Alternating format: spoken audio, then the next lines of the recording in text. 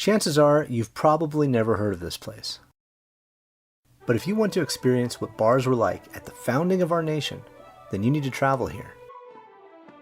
This is the old 76 House, and it's one of the best preserved colonial taverns in the country. It's America's oldest tavern. It was built in 1686 by the Dutch. The Dutch were the settlers of this town of Tappan a few years prior to getting their patent.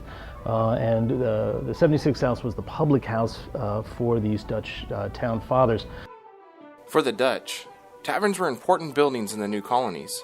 In fact, a town was not a town unless it had a tavern.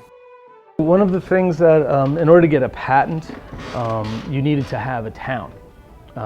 And a town was loosely based on the idea that if a traveler was coming through an area, that traveler needed somewhere to water his horse, maybe spend the evening, maybe provision himself, so on.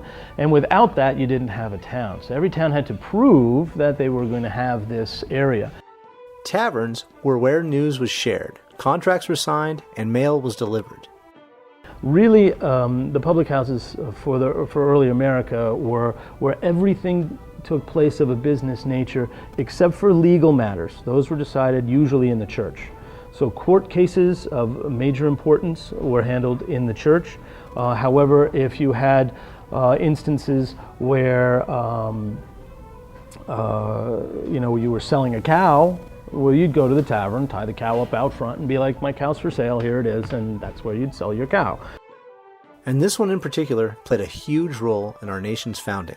So we had every general in the Continental Army use Tappan, and specifically this bar, for a significant amount of time. It's easier to say that than to list them all because they all were here. In fact, the last time that every general in the Continental Army was in one place at one time was at this very bar rail. That was just after the trial of Major John Andre. He was the famous spy who took the plans of West Point from Benedict Arnold, brought these plans, or tried to bring these plans to the English. He was captured on the far side of the Hudson River, north of Tarrytown, and brought all the way back down this near side of the river, marched in our front door and locked up in the room behind me. Perhaps the most important event was the first official recognition of the United States by England, which happened in this very building. The day that England actually recognized America as an independent nation was May 3rd or thereabouts, May 3rd, 1783, and that was in a meeting between Carleton and Washington, which took place here, where Washington received the plans of the British evacuation and the declaration by the English that America was free and independent of Great Britain.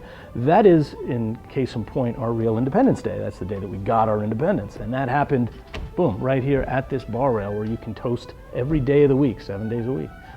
Today, the old 76 House continues the tradition of the colonial tavern as closely as it can.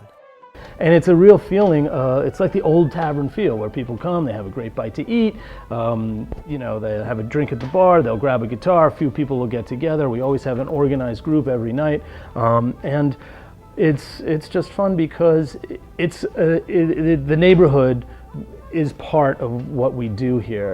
The old 76 House has a full kitchen that serves both fine and comfort food from their acclaimed chef.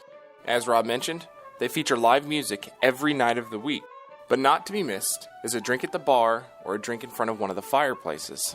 Taverns like the old 76 House just don't exist anymore, certainly not with the history or the impact on America that this place had. So go out of your way to come here, stand at the railing where Washington stood, and share a drink with history.